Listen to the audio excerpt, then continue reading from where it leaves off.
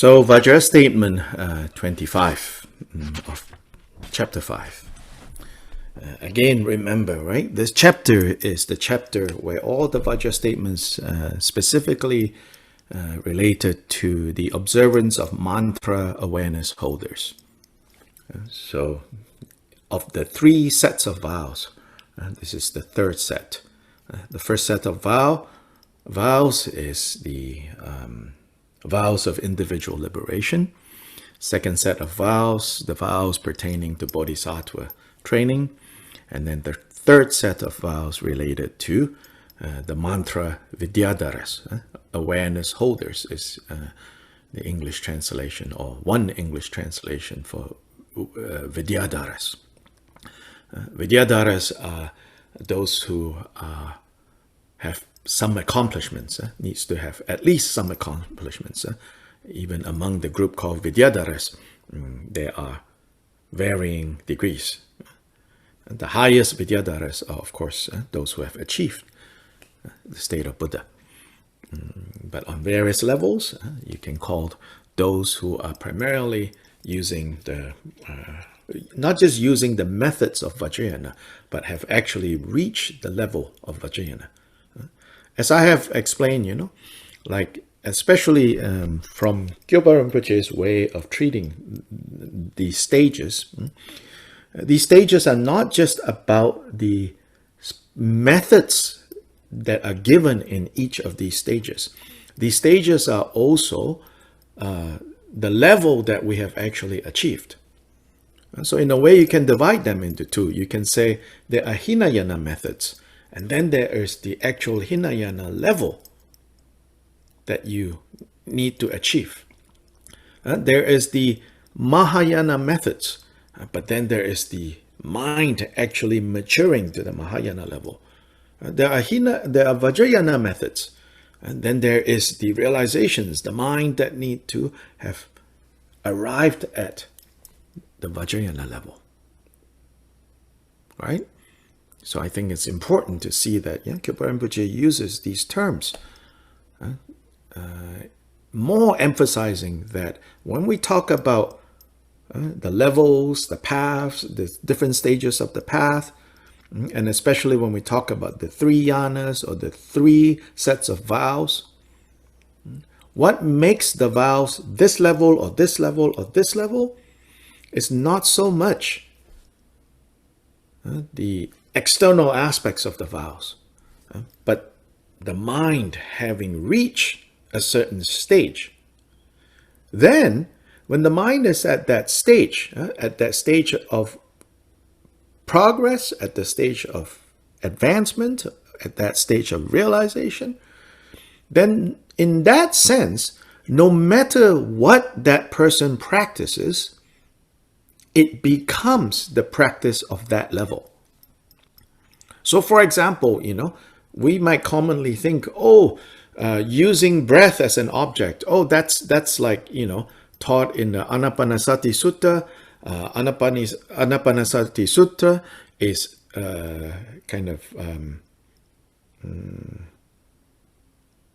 the Anapanasati Sutra is found, or the core of the Anapanasati Sutra, which is the 16 steps of utilizing breath.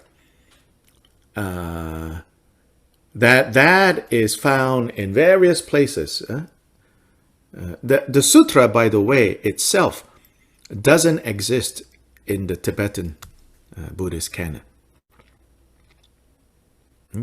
It exists. It was translated into Chinese, I think, a few times. It exists in the Theravada Pali version, but in the Tibetan Gangyo, right? Somehow that text was never translated. However, in the Tibetan canon, that the core of the Anapanasati Sutra, which is the 16 steps, is found repeated many times in the different texts under the Vinaya category. So, from perspective of Tibetan Buddhism, you can say Anapanasati Sutra, or its most important content, is technically classified as Hinayana. Because Hinayana vows is the vow of individual liberation, which is pratimoksha, which is vinaya. However, so conventionally, this might say, oh, that whole practice of like breath, observing breath, that is just Hinayana. So then some Vajrayana people or Tibetan Buddhists, some say, oh, we don't do that. Oh, yeah, we do that a little bit, and then we go to something more advanced. But from Kyoba Rinpoche's way, I believe, of treating this understanding of what exactly is Hinayana, what exactly is Mahayana, what exactly is Vajrayana, then through this single practice of using breath as the object, which the technique itself might have originated in the Hinayana section of things, but through that, it can be brought into a Mahayana practice. It can be brought into a Vajrayana practice. Because actually, even when you get into Vajrayana set of practices, practices that are unique to Vajrayana level, there is a lot of emphasis on what to do with this breath. So in that sense, you could say Buddha Shakyamuni already introduced this profound topic of breath, which is energy, subtle energy. So in the Vajrayana, vocabulary changes. It becomes subtle body with subtle channels and subtle energy coursing through, moving through. And how the movement of energy in the body, not the physical body, but the subtle body, called the Vajra body, how the movement of energy in the subtle body is intimately tied to the movements of the mind. So Milarepa, right, his main practice is to control the movement of subtle energies so that he can have complete control over the movements of the mind. So these things like Tummo, I'm sure many of you have heard. The inner heat and all the exercises related to, if you snoop around on YouTube, you'll find, recordings of, these types of practices where they go, vroom, vroom, and then they jump up and down and all those things, right? It's about using body. So they move their body, they massage their body, this is doing things like this. This is all to manipulate this energy. What is going on there? It's about this breath that on the Hinayana level, Buddha did not reveal so much yet. He says, there in the Anapanasati Sutra, Buddha did not reveal so much yet. There he's teaching us to, I would say, to sensitize ourselves to this experience of breath. Beginning with the coarse level of this breath first. So here, breathe in, breathe out. Then slowly from here, focusing the mind. Some interpretation of the Anapanasati Sutra, because there's one phrase in there that says, like bring attention to the breath in front. So this has been interpreted as this is in front, here. So there are traditions of Theravada breath meditation that says focus on the sensation that arises here. Then I would say more kind of like deeper, next step. There are traditions that teach focusing of breath here in the belly. Then there are even, I would say, this is my own kind of maybe bias. deeper even, is the experience of breath, the whole body. And then breath is no longer something external that comes in and out. Breath is something internal that arises and ceases. Because really, the object is not oxygen and carbon dioxide. The object is, what is that which, right? Think about it, right? What is that which pulls oxygen in and expels carbon dioxide? What is that? That is now on the level of the subtle energy that is causing these things to move. Where does that subtle energy come from? Not outside, inside. So when I give instructions on breath meditation, I say, observe breath arising and ceasing within the body. Right now, we are not sensitive enough yet, right, to experience that energy directly. But when that energy moves, it moves with the intake of oxygen and the expelling of CO2. To put in, like, I guess, scientific terms. But ultimately, that's not the object.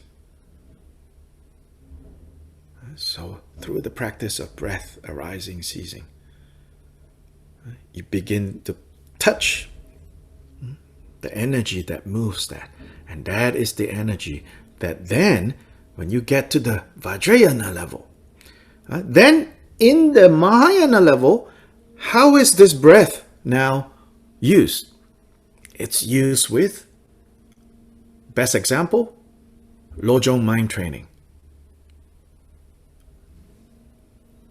So it says mount. 7-point Lojong says mount. That means put. That means like getting on a horse, it's called mounting a horse. Ride. It says ride your practice of giving and taking onto your breath. So then in the Mahayana level training, every breath that arises and ceases becomes a practice of giving up self-grasping on the one hand, right? And developing love and compassion for all beings on the other hand. See, now breath, now that coarse but most basic fundamental necessity for staying alive, which in the Hinayana level, we are beginning to pay attention to that. Now on the Mahayana level becomes like the vehicle.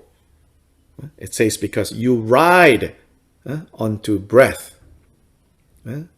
But what's riding the breath? Not your ego riding the breath, but the work of benefiting beings by dispelling self-grasping rides on that breath. Now that breath has become Mahayana level training. Then when you enter Vajrayana, when you have gathered enough, when you've built up enough ability, then all this stuff becomes useful. All this gymnastics and contorting body and forcing energy becomes useful. Because then, more directly, you will see how mind moves when subtle energy moves. Subtle energy moves when mind moves.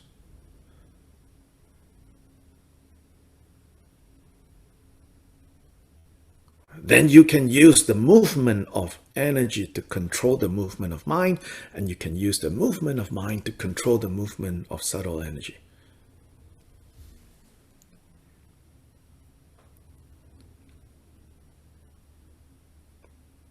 Yeah, so that is just the example of breath you can see how it progresses from the Hinayana to the Vajrayana.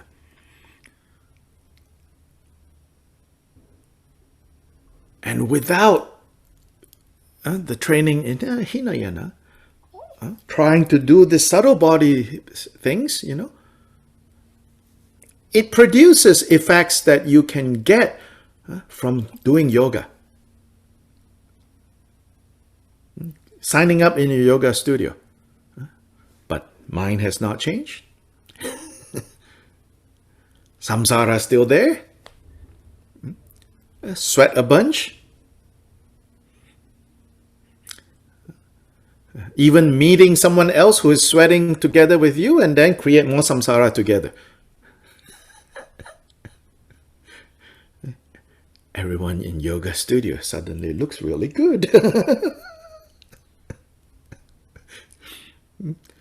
Then meeting someone in yoga studio and go create more samsara together.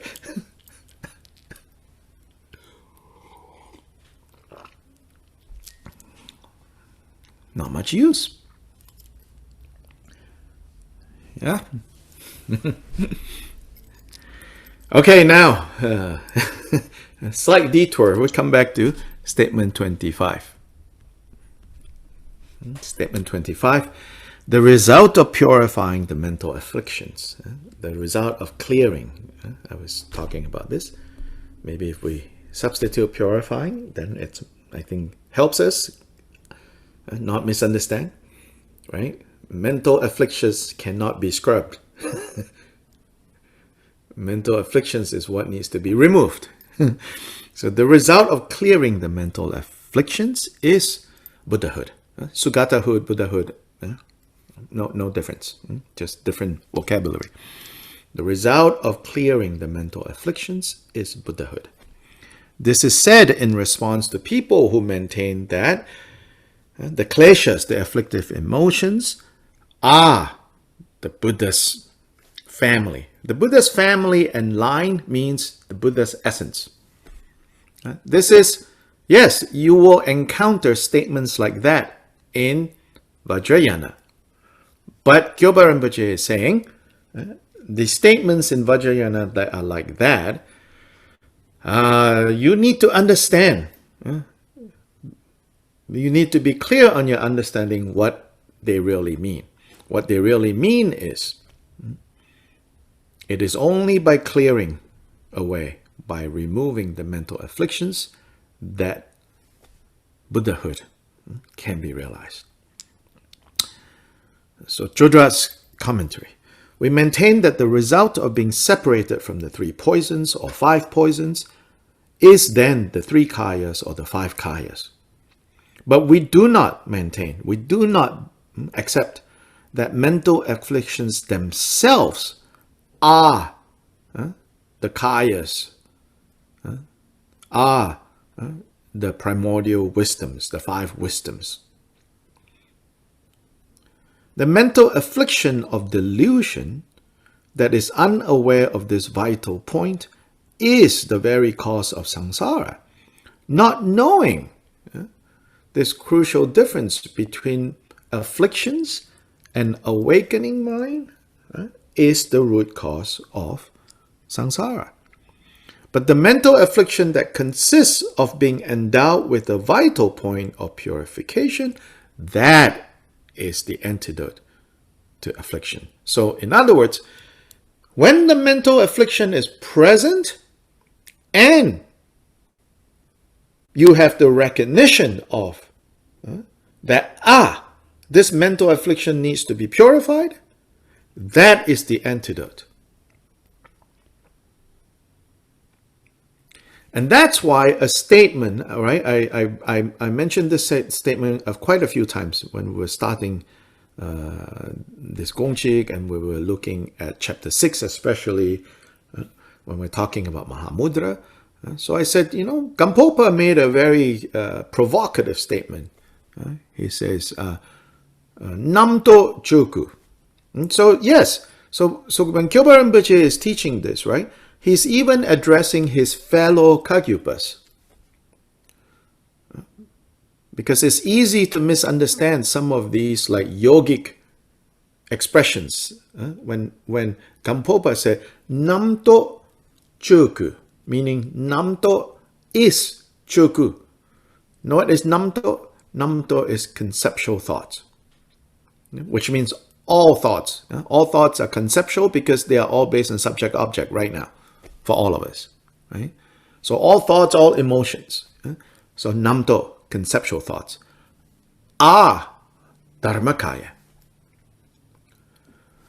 So it's easy to misunderstand that.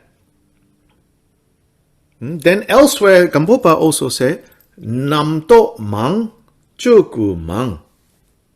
He says, when conceptual thoughts mangpo is a lot.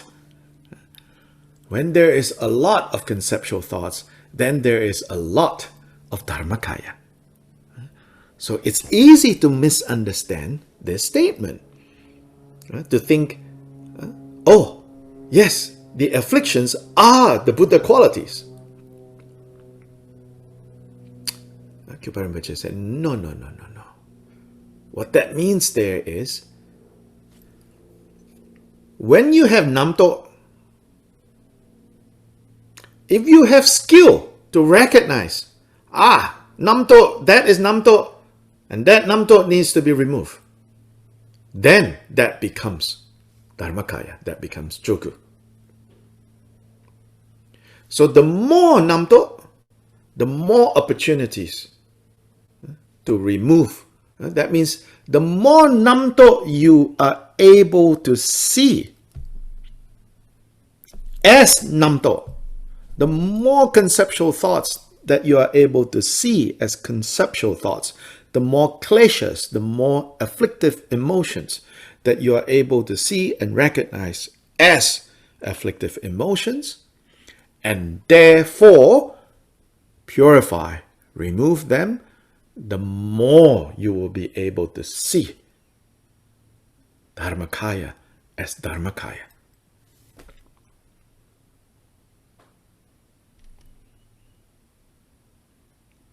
Not simply having namto and without doing anything is choku, is dharmakaya.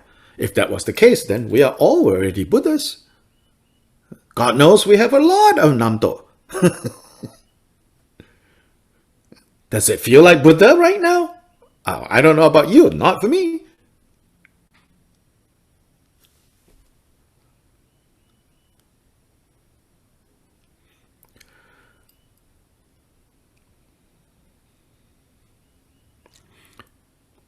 The Kashyapa Parivarta Sutra says, just as the impure sewage in the middle of the city benefits the sugarcane field, the sewage of the bodhisattva's mental afflictions is helpful to the victor and the victor's dharma.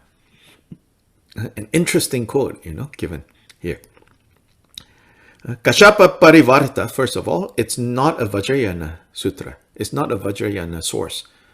It's a Sutrayana source. So you can see even in Sutrayana, they already have language like this. You already have language like this.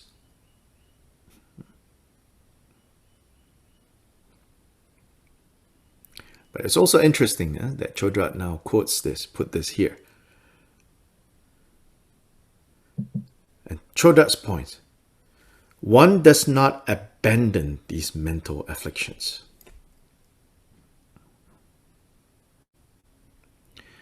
Abandon here means ultimately you do abandon, meaning you clear, you purify. Abandon here, what he means by this is you do not ignore them. You do not pretend that they are not there.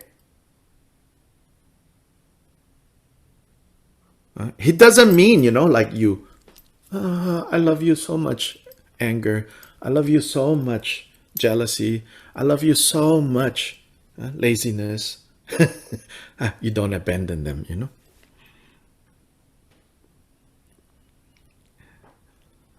because we are already very good at that right now. We don't need the Buddha Dharma to help us cherish all these nonsense.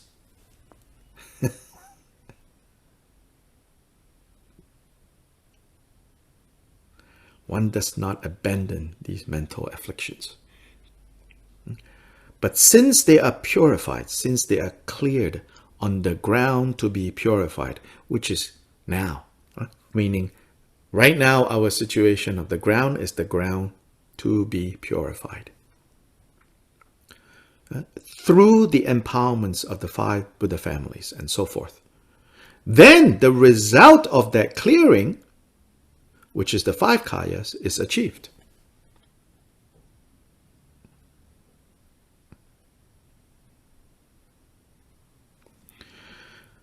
So the Sri Samputta, which is related to the Chakkasamvara Tantra, says, by practicing the purity of delusion, one will be Vairochana. Maybe we should say, by practicing clearing delusion, you will be Vairochana. By practicing the clearing of hatred, you will be Akshobhya. By practicing the clearing of desire, you will be Amitabha. By practicing the clearing of envy, jealousy, you will be the mighty Amoga Siddhi. By practicing the clearing of arrogance, you will be Ratna Sambhava.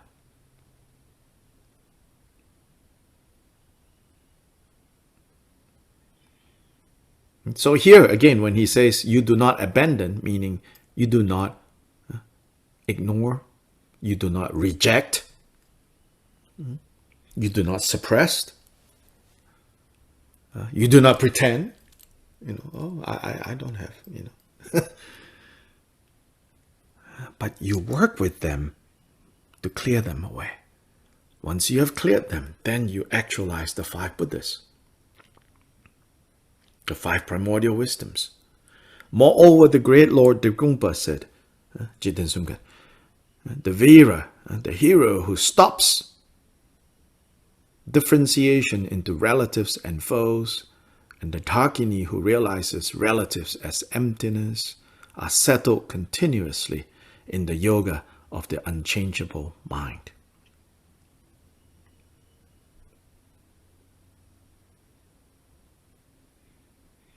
This last quote is interesting.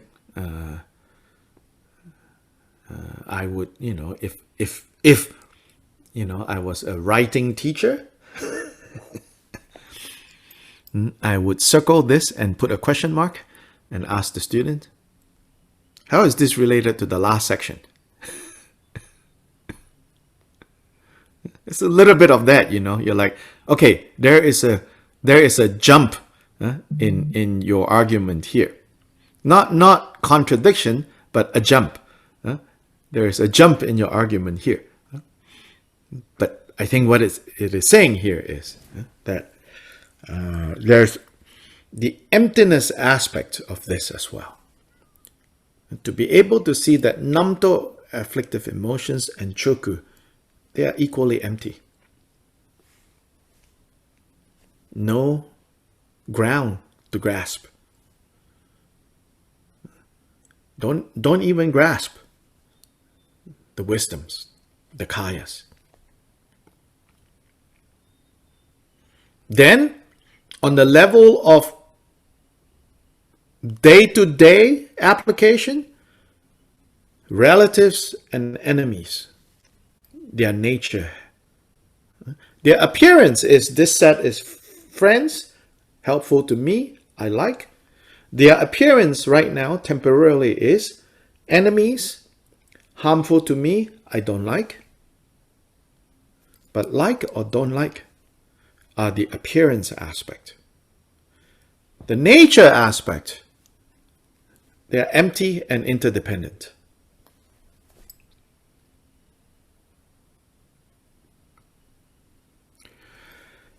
We have to settle continuously into the yoga of the unchangeable mind.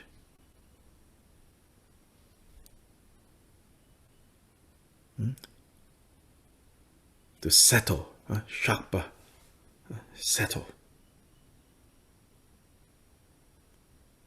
So I like to use this expression, let body settle, let mind settle. And when we settle, what are we settling into? Settling into the unchangeable mind. The mind that doesn't get moved so easily. And then ultimately cannot be moved. And then you are Buddha. Here cannot be moved is not stuck, Right now in samsara, when cannot move, it means stuck. This cannot move, it's not stuck because it has covered everything.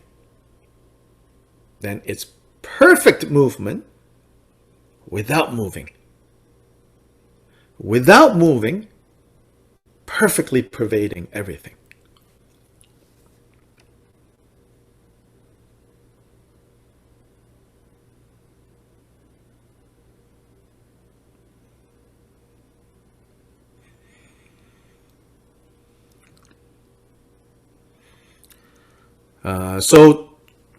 Sobich provides us, if you look at his notes, somewhere in the middle it says, one does not simply abandon the afflictions, but treats them with their appropriate antidotes. Just as the poison mentioned in the sutra is treated with mantras and medicine. Thereby their non-virtuous effects are eliminated, and so the poison is purified. The poison is removed. Through such an application of discriminative knowledge and skillful means, the arising of afflictions is helpful to the victor and the victor's dharma, to the Buddha's dharma, just as sewage benefits the sugarcane field. So sugarcane field, what it is taking is not like the excrement from the sewer, but the nutrients.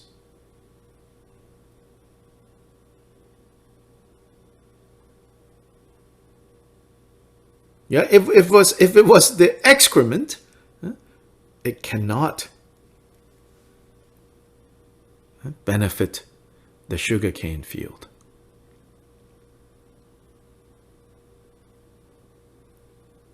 So if you go to the sugarcane field and you see a puddle of water, you should not pick up the water to drink. Because there is viruses and bacteria that you cannot handle. And those are the things to be removed.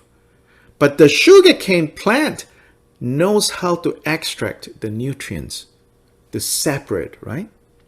The E. coli from the nutrients of the contents of the sewer.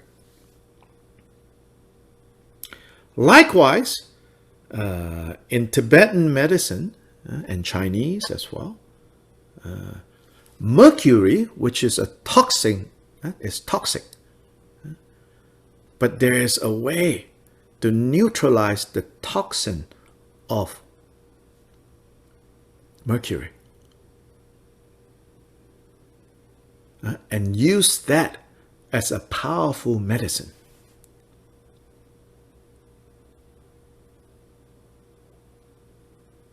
To this day, Tibetan medicine practice that.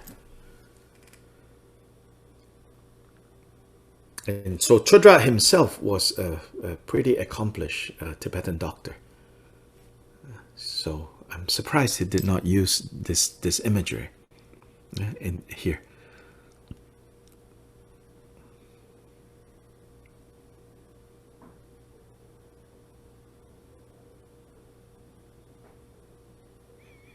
Now, Sobish's notes, Through such an application of discriminative knowledge and skillful means, the arising of afflictions is helpful to the Buddhas and the Buddha's dharma, just as sewage benefits the sugarcane field. Our commentators, moreover, quote a passage from the Samputta Tantra. According to Dorje Sherab, it shows that, quote, this has in mind, what is intended here is the non-abandonment of the categories of cause and result, meaning not forgetting the categories of cause and result. And thus, there is nothing but the clearing of afflictions. In other words, the result of that clearing, Buddhahood, is the result of the maturation of practicing all the virtuous white antidotes, which are causes that clear the afflictions, and it is the result of the separation of the separation from the afflictions. Right? The E. coli is taken out. The fecal bacteria that are harmful are taken out.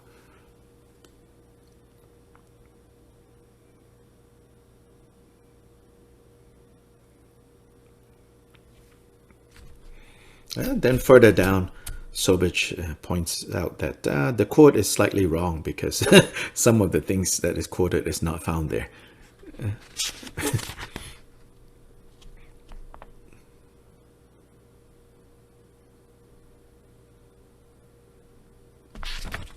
Questions, comments for this statement?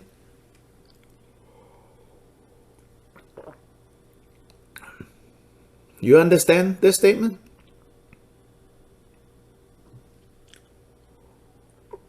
Yes, Omar? I am reading the book, The Mind Training. And this statement helped me to understand one quote from teachings of Vimalakirti. That says, just as lotus does not grow out of a well-led soil, but from the mere, in the same way, the awakened mind is not born in the hearts of disciples if the moisture of attachment has dried up. Yes. So Vimalakirti, this famous figure in Mahayana texts, is supposed to be a layman during the Buddha's time that is a wealthy merchant or trader. Yeah.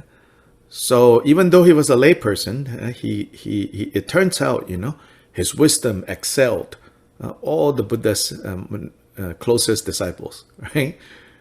So with Vimalakirti, it turns out, is this Manjushri kind of figure. And so Vimalakirti, in contrast to the monastic lifestyle, on outer appearances, he was a wealthy trader. So maybe has one wife or maybe more than one wife, living a life of luxury, so others might think, he's stuck in samsara. But as it turns out, he was an advanced bodhisattva, Tentabhumi or something like that. So in that sutra, yes, Vimalakirti talks about how to be in this world, but not of this world, so to say. That's a quote from the New Testament. It says, to be in this world, but not of this world. So yeah, many Mahayana sutras, Vajrayana tantras have expressions like this. Here, Kyopa Rinpoche wants us to make sure we don't misunderstand.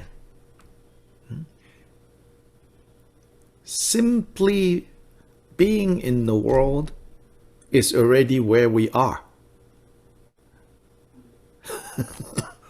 That itself is not going to make you Buddha. We need to know. Likewise, you can also say, simply by practicing quote-unquote detachment, it's not going to get you out of samsara either, right? So the opposite, that looks like you are a spiritual practitioner, you become a monk, you become a nun, you practice, the austerities, you deprive yourself of everything. You think I need to get rid of everything that is creates ego, everything that creates afflictive emotions. I'm getting rid of all of them.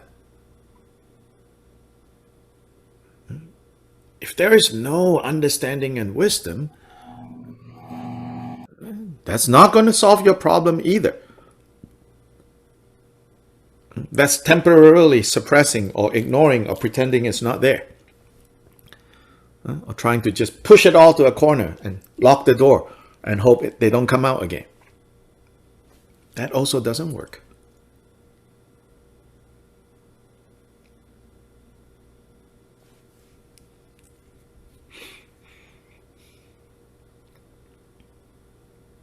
So are you saying that in practicing, we always need to be aware of the two extremes, attachment and aversion as companions? That's one point here. Yeah. That's not the key point here. Right, I understand, but Right. That's certainly one point. Yes. Yeah. okay. Mm-hmm.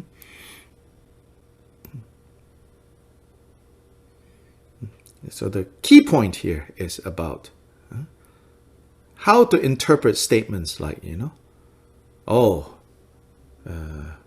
joku, conceptual thoughts are dharmakaya. It's like, okay, in between that are, A-R-E, conceptual thoughts are dharmakaya. That are needs to have a big footnote. It means to be able to see the difference and then to be able to use the right technology to remove the harmful and to use the helpful. Just like the sugarcane with the sewer,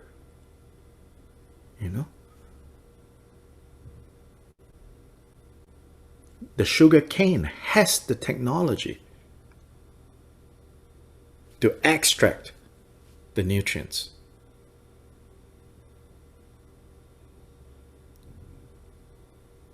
If it was a human being, then the human being has no technology to extract that nutrient. Then without purifying, if you try to, none of us will do that, right? Obviously, we know that. To drink what comes out of sewer? Oh my God, right? No.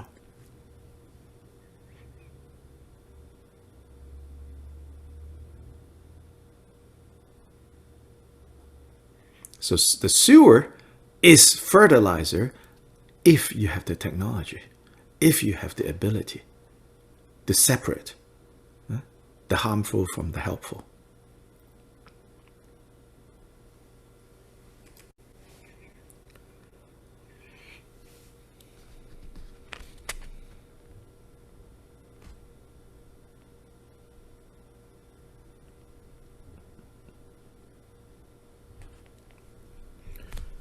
Statement 26 now addresses, I alluded to this statement earlier when we're talking about, when we're in statement 22, 23. This statement 26, the statement says, apart from merely demonstrating the magical powers of mantra, destructive rites, called abhicara, in Sanskrit, are not permitted.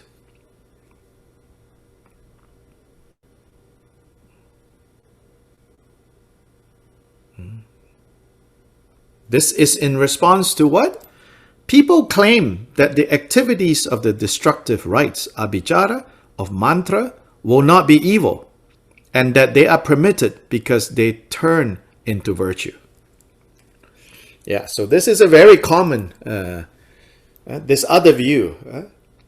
Others will say, Vajrayana is so great, so amazing, that even these, what we might call essentially black magic, can be used because it is now virtuous if you use it to kill and to get rid of the enemies of the Dharma.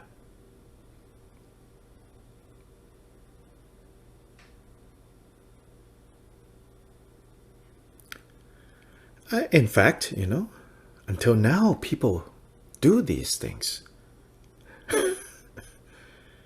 For sure, when the communist Chinese was invading Tibet, many Tibetans, lamas and non-lamas, was hoping that they can perform these destructive rituals and get rid of the enemies. Really. Throughout Tibetan history, they did that. But if you actually listen to Kyoba Rinpoche, he says, you got it all wrong. Instead, he says, now, Kyoba Rinpoche is not ignorant of the fact that in the Tantras, there are many descriptions of these types of rituals, the abhicara, the destructive rituals. But he says, the destructive rituals are there only to show that mantra practice can be so powerful that it can have that kind of effect. But do not use that, is what he's saying, to harm anyone. Even enemies of the Dharma, even enemies that want to harm the Guru, do not use these destructive rituals to harm them. Because harming them, no matter what your reason, is a negative karma. But there are many people in the tradition of Tibetan Buddhism that will say, if you do not use those rituals to protect your guru from being harmed by these evil people, you break your samaya. Jiten Sumgwan will say, no, don't even think about using these harmful rituals to actually cause harm. So again, you say, well, then why did the Buddha, include this in the Tantras? He says, in order to use it as a way to intimidate. There's a difference between intimidating them from causing harm and harming them so that they do not cause harm. You see the difference? That means it is permitted to go and try to scare them away from causing harm. But it is not permitted to actually go to harm them so that they cannot cause harm.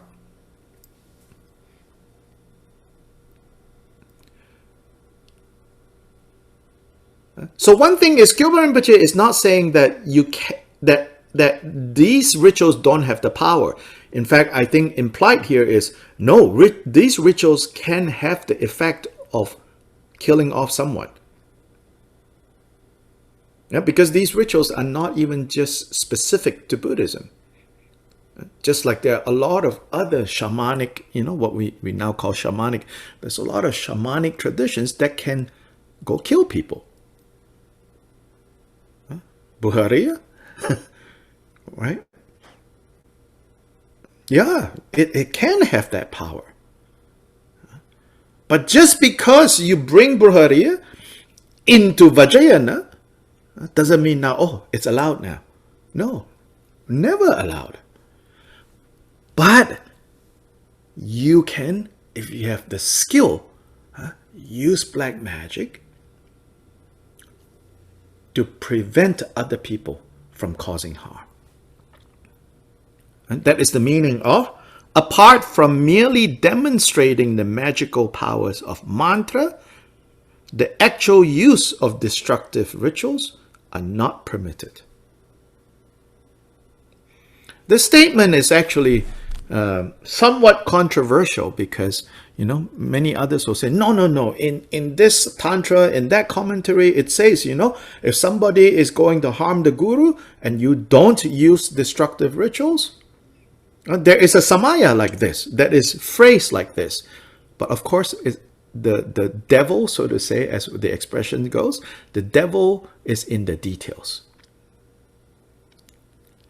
So the details that is given here is that the furthest degree that you are allowed, so to say, to use this destructive rituals is just to overwhelm whoever that might be thinking of causing harm, to prevent them from causing harm. You cannot cross over to the line of harming the would-be harm causer. You cannot cross the line to actually causing harm. Because you are to regard all, right? Like a mother regards her children. You cannot kill one child to protect these others, your other children. You could intimidate that one child.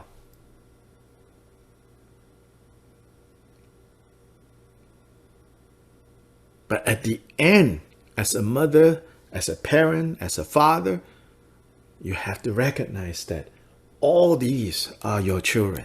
That's the bodhisattva. All these are your children.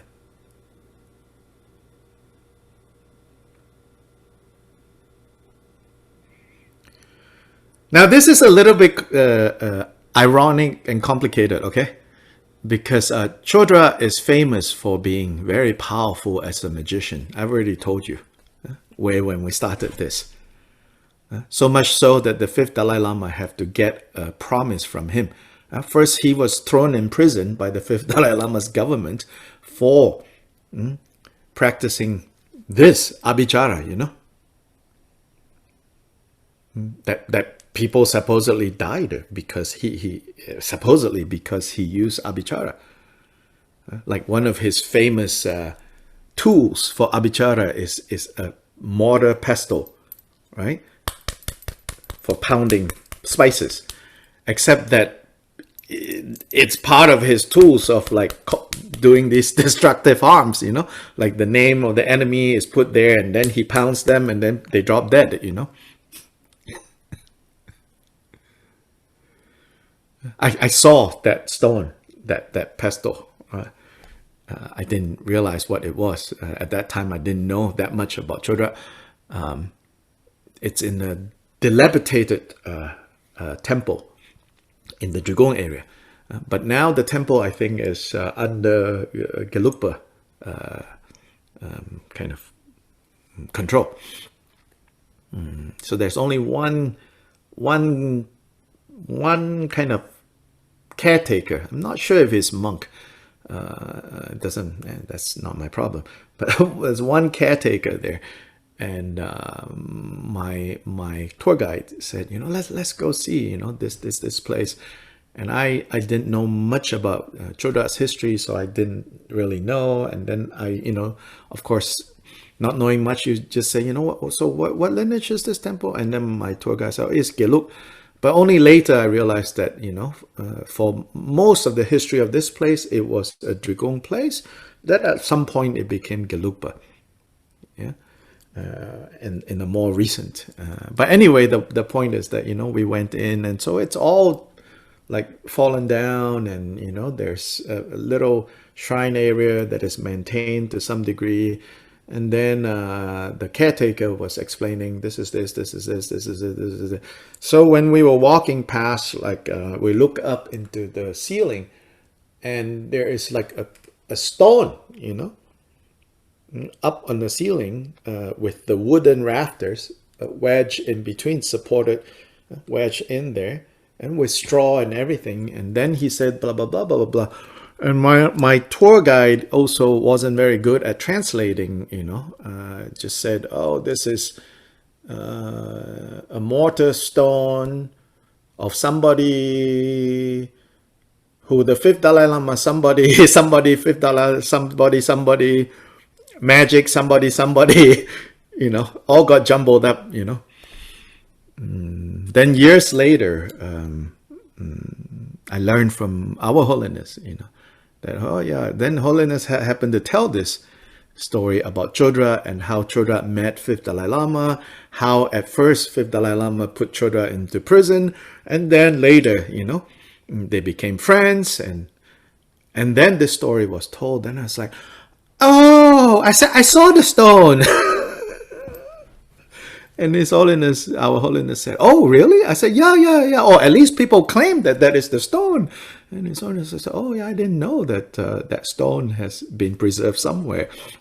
I said, yeah. I recently, you know, when I was a few years ago when I went, you know, that's what the stone is, you know. So that's like that powerful stone. So Chodra himself, you know, maybe a little self-conscious, I think, with this statement.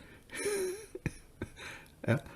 I don't have an explanation, you know, for what Chodra was famous for and how it is in line or not in line with this Vajra statement. Because again, these Vajra statements have very subtle points, you know, that is hard for us to see completely. Yeah. But at the level that we can see, so putting aside, you know, Chodra's own circumstance, Chodra's own story. By the way, the Dalai Lama did not put Chodra in prison because Chodra was using abhicara. Yeah? Because many others were using abhicara. The Dalai Lama put Chodra in prison because the Dalai Lama was afraid that Chodra will use this against him. You know, not like, you know, oh, you're using abhicara, this is not Buddhism. No. It's more like we need to get him away from, you know, all his magic, you know, instruments. So part of the release of Chodra when Chodra and fifth Dalai Lama became friends is he has to surrender this mortar and give it to the fifth Dalai Lama as a gesture of, you know, now we are friends, you know, don't worry, I will not harm you. Because the fifth Dalai Lama is the first Dalai Lama to take secular power in Tibet. Dalai Lama 1 to 4 was never ruler of Tibet. Dalai Lama 5 was the ruler of Tibet. A little bit of background just to show you that Tibetan history and Tibetan lives and Tibetan circumstance is not the everything is perfect and pure that we sometimes imagine it to be. I don't tell this to put down Tibetans. I tell this to say, if the Tibetans, in all the challenges that they met, in all the difficulties that they had, was still able to maintain the Dharma and to transmit the Dharma down to our times and to produce great practitioners, then our situation is in fact way better than most of the situation of Tibetans. And yet, we don't have much results, you know. I don't know what results you have. I don't have much results, you know. And in that sense, it's a little shameful. So I'll give you another footnote of the messiness of the Tibetan situation. Chodra and fifth Dalai Lama's relationship, there's many reasons that led up to Chodra being put in prison by the fifth Dalai Lama. One, the fifth Dalai Lama had just recently, with the support of the Mongols and their army. It's the Mongols that kind of worked with the fifth Dalai Lama to overcome all the other powers in central Tibet, so that they all are now under the power, under the control of the fifth Dalai Lama and the Gelugpa tradition. So fifth Dalai Lama, with military support from the Mongols, kind of have overall control over especially central Tibet. So from that perspective, right, Drigong was a powerful force in one area in central Tibet. Karma Kagyu was a powerful force in another area in central Tibet. And in fact, in terms of conflict and losses, the Karma Kagyu suffered a lot more due to fifth Dalai Lama's gaining control of central Tibet. Because the Karma Kagyu at that time was closely aligned to the secular power that the fifth Dalai Lama overcame, got rid of with the help of the Mongols. So then, as a result, the Karma Kagyu suffered the most in the chaos of that time. Yeah. The Mongols came in to control Tibet. So in a way, maybe you can say, in the fifth Dalai Lama's defense, the Mongol as a foreign power has already invaded Tibet. So the fifth Dalai Lama felt that I need to work with them to speak on behalf, so to say, of the fifth Dalai Lama. If somebody within here don't work with them, it will be more destruction. Right? So Dalai Lama, in a way, you could say, no choice. But if you read Karma Kagyu history written not too long after that period, I can tell you, they definitely didn't see it that way. They definitely saw the fifth Dalai Lama as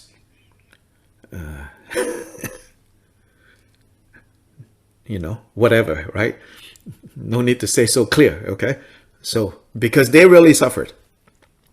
It was also at that time where the Shamarpa's lineage got cut off, got banned during the time of the fifth Dalai Lama, because the Shamarpa's lineage, which is an important lineage in Karma Kagyu, the Shamarpa's lineage, the Shamarpa of that time, in panic, went to Nepal to bring, because the Mongols were coming, and the Gelugpa became friends with the Mongols, and the interests of Karma Kagyu were threatened. So Shamarpa went to Nepal and asked for backup from Nepali military. But the Nepali military was no chance against the Mongols, and so was suppressed. Then the Nepali went back to Nepal. Then Shamarpa got, I think, executed, I think. This is all major lamas, This is how messy it was. Now, for Chodra and fifth Dalai Lama, there's another level of messiness which predates fifth Dalai Lama working with the Mongols, which is when the fourth Dalai Lama passed away. Now, remembering at that time, the Dalai Lamas are not like they are today, right? The Dalai Lama is just one of many lineages of, prominent lamas, yes. But when the fourth Dalai Lama passed away, and they started looking for the fifth Dalai Lama, one of the candidates one of the candidates for the 5th Dalai Lama was Chodrak's brother. Chodrak has 3 brothers. He was the 4th. There were 4 sons. Their father had 4 sons. Their parents had 4 sons. Chodrak was the youngest. The 3rd youngest was the one that was one of the finalists to be the 5th Dalai Lama.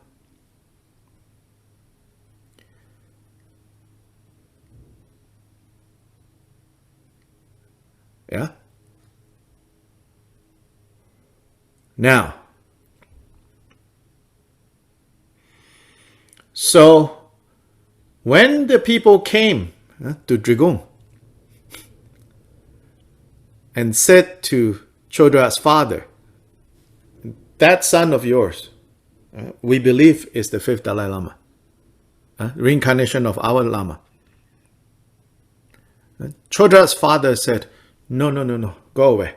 He's not.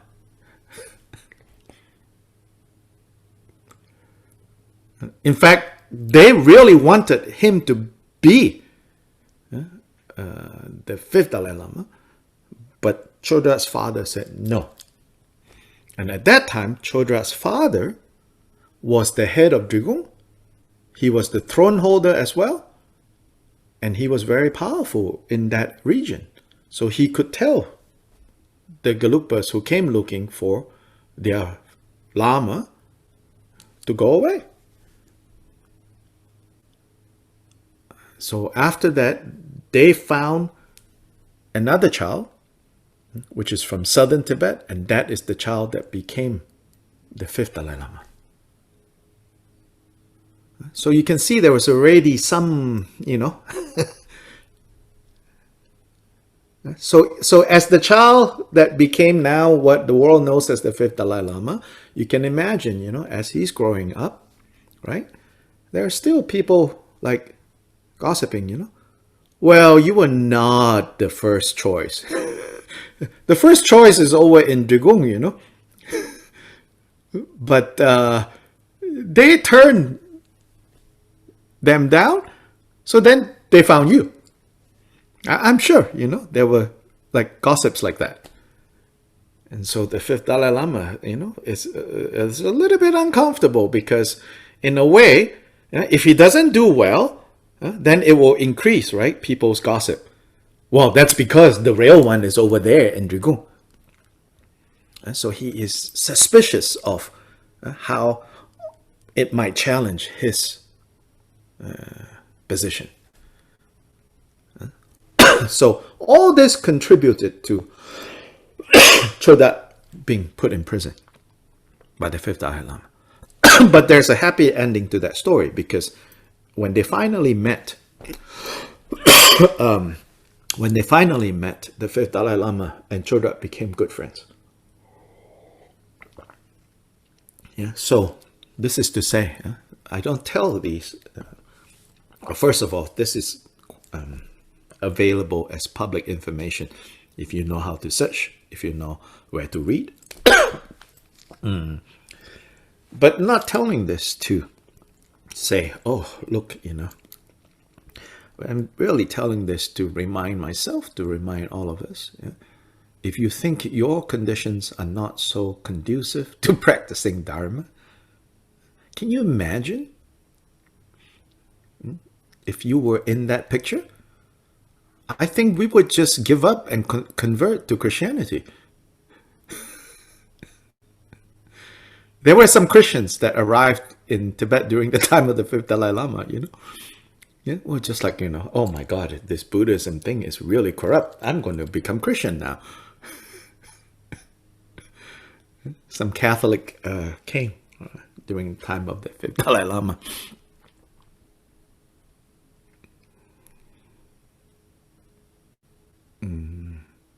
I'm mistaken here now that I think it's not the time of the 5th Dalai Lama that the Shamarpa was executed. It's later, I think. Yeah, it's later. Because the Shamarpa during the time of the 5th Dalai Lama is actually, okay, plot thickens. The Sharmapa during the time of the 5th Dalai Lama is the second brother of Chodra. Sharma number 6 is the second brother of Chodra. Chodra, his third brother, who was a candidate to be 5th Dalai Lama, and their father chased them away and said, no, my son is not your Lama, go away. But the second son was the 6th Sharma. And 6th Sharma was very famous. He was, again, a great monk, scholar, practitioner, master, everything. In fact, Chodra was mostly trained by this brother. Chodra and his brother, his third brother, Gongchik MAR, both of them a little younger than the first two brothers. So these two brothers were trained by the second brother, the 6th Sharma. The 6th Sharma Rinpoche of the Karma Kagyu, although his family line is Drigong. So he had both sets. He received everything from his father and all the Drigong masters, but he was also trained by Karma Kagyu, the 6th Sharma. So the 6th Sharma became an important teacher for his two younger brothers. His two younger brothers, Chodra and Gongchik MAR, were the first Chesang and Chungsang. This is where the Chesang Chungsang lineage started during the time. So the brother that was wanted by the Gelugpas to be the 5th Dalai Lama, he was the first Chesang Rinpoche, and Chodra was the first Chungsang Rinpoche. Of course, the name Chesang Chungsang didn't exist during their lifetime, right? It's number 2 that then Chesang Chungsang became the name. Okay.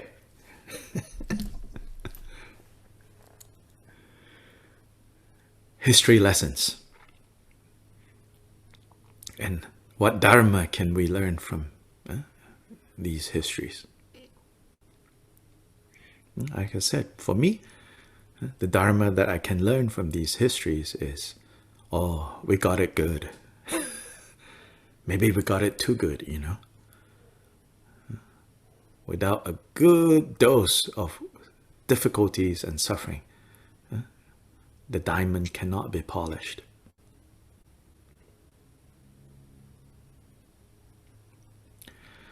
This is not to suggest that you need to go look for suffering. This is simply to say that when suffering turns up, don't think, oh, I can't do it. Oh, sometimes we have superstitious mind, like we do some practice, then something happened, then we say, oh, this is bad. You have no idea what bad is, Look at these people,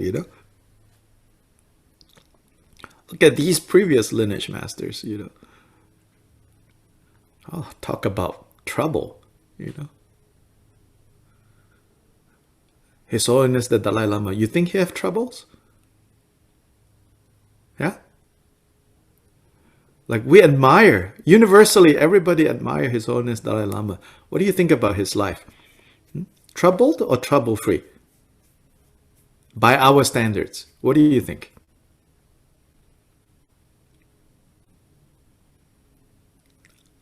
Unimaginable trouble. Unimaginable trouble. Unimaginable challenges. And look at him. That's how he became so great.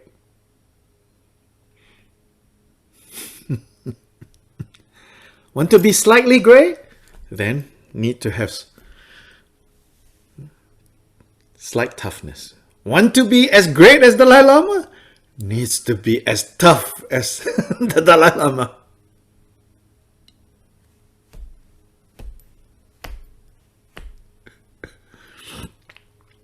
Too much of, thinking, oh, Dharma is supposed to get rid of problems for me.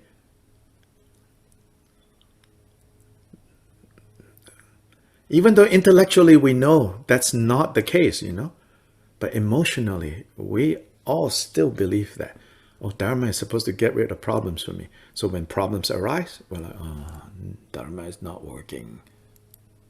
No, you are not working. You are not working. Not Dharma is not working. We are not working. Not Dharma is not working.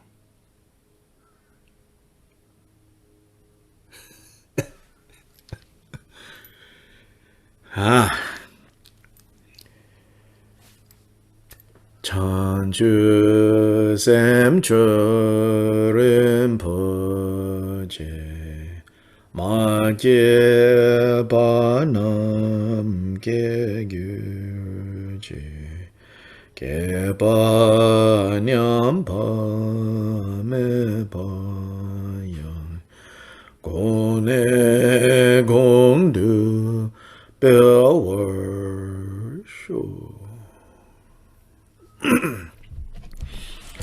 There's an autobiography of the fifth Dalai Lama that has been translated, but very long, not easy to read, but also very expensive to buy. And I don't know if it's even available for sale these days, because it's published in an obscure European publisher, a big volume.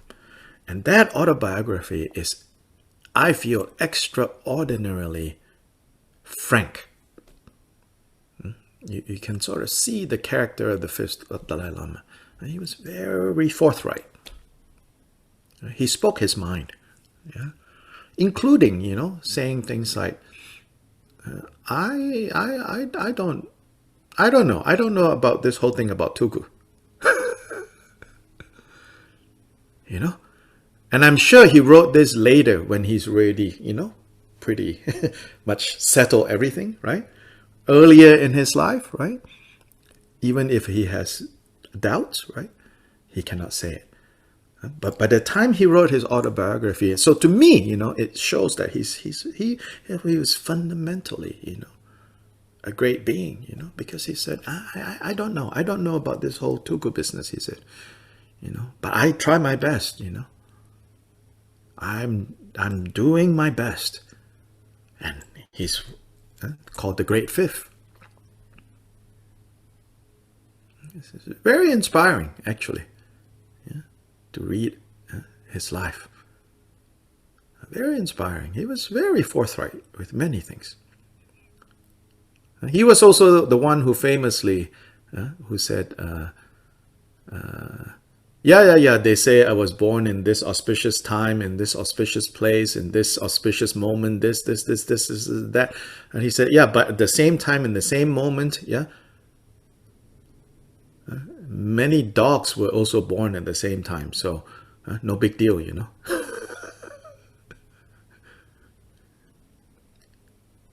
That's what he's saying, You could be, well, in Tibetan culture, dogs is a symbol of lowliness, You can have all the best supposed time, place, everything that you're born in. If you don't decide to follow the Dharma and practice, then you're just like a dog. If you do decide to practice, you can be like the fifth Dalai Lama. That's what he's saying. Okay. Bye-bye. Thank you. Gracias. Gracias. Adiós. Gracias. Adiós. Good night, good day, happy Monday. Congratulations for those of you who are done with Monday. And don't give up for you who is just starting Monday. Oh, Monday. Thank you. Bye.